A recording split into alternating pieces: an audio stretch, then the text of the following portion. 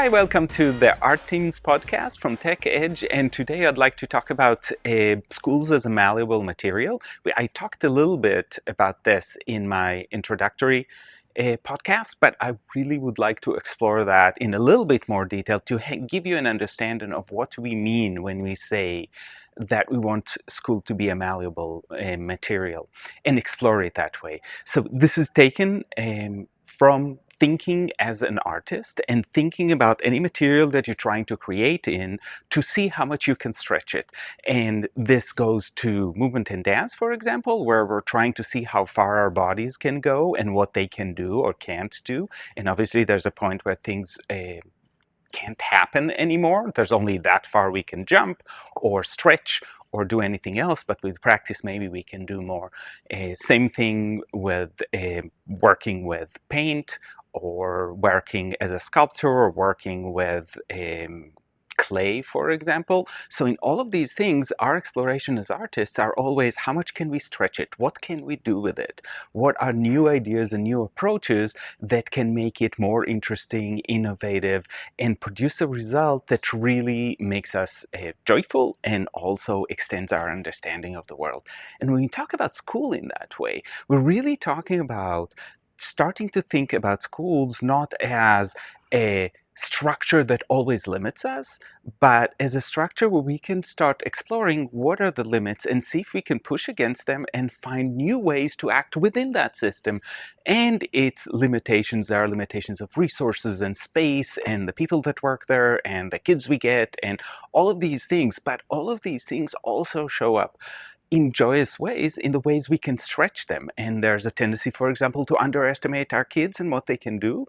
And when you stretch them and you try to do new and innovative things with them, they respond to it and they start growing at a different rate. And so that's one way.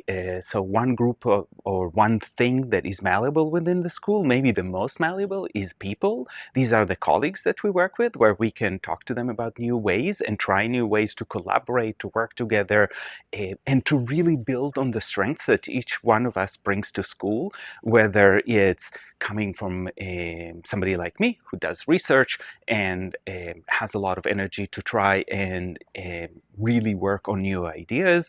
Other people bring their art capacity and things that they love doing on their even spare time, things that they have learned, things that they have picked up along the way. For example, quilting in some places is a great way to enter the curriculum and to try to stretch it in interesting ways. Another way to think about it is think about schedule. Especially at the elementary school level, we have a lot of control over our schedule sometimes not. And the idea is, how can we shape our schedule so kids have enough time to create, for example? And so do I take a little bit of time on a certain day and give it back another day? Or do I integrate and do art and math together? So lots of ways to think about how I can stretch time within my classroom, and of course how I can stretch time within the school. How do we coordinate? How do I work, for example, with my art specialist, if I have one, to combine the work we're doing? And that, for example, can save on transition time.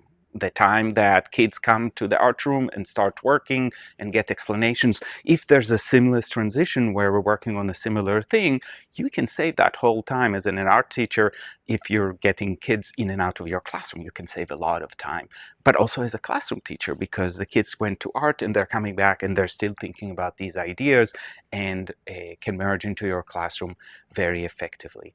Another way that schools and schooling can be malleable is actually the physical space. And I work a lot on how do we create more flexible classrooms. Flexible seating is something that has been discussed a lot, but also what's available on the walls, what materials are available for kids to work with. How is the classroom organized in groups, individually, with different spaces for different activities? And definitely, once in a while, the work of school design, where you have usually an architecture firm that helps design the school, but there is room for input about what do we want to see in the schools, how do we want to be in that space, and this is a moment to innovate. And this is a classic example of malleability, because at the design process, there's a lot of malleability. Once we've designed it and we started building, you kind of lose that moment. So there are windows of opportunity in the school cycle that allows for more flexibility. Time is another one. When you're planning out the schedule, you've got flexibility. Once that is done, then you've got a year where the schedule is more or less set. Definitely in secondary schools. Elementary still has more room to maneuver. And of course, really fostering a mindset of growth. So growth mindset has been discussed a lot, but that allows us to keep thinking about our brains and our ways of being and thinking and researching as things that are malleable, that keep growing. And finally, with all of that, we need to provide a lot of grace for everybody involved to know that when we're testing and we're checking what's malleable and how malleable it is, things can also fail and also reach kind of that breaking point, and we have to be really, really cognizant that that might happen. So in your relationship with the people you work with colleagues, even with students, definitely with your administration, you want to make sure that they have an understanding of what you're trying to do, and that you understand that you're pushing against limits, and that there are moments where we have to pull back in and say we've gone too far. So for me, schools and malleable material is really an exciting concept that allows us to push forward while working in the systems that we have right now. We may like them more or less, but these are the systems we have, and we want to see how we can transform them from inside.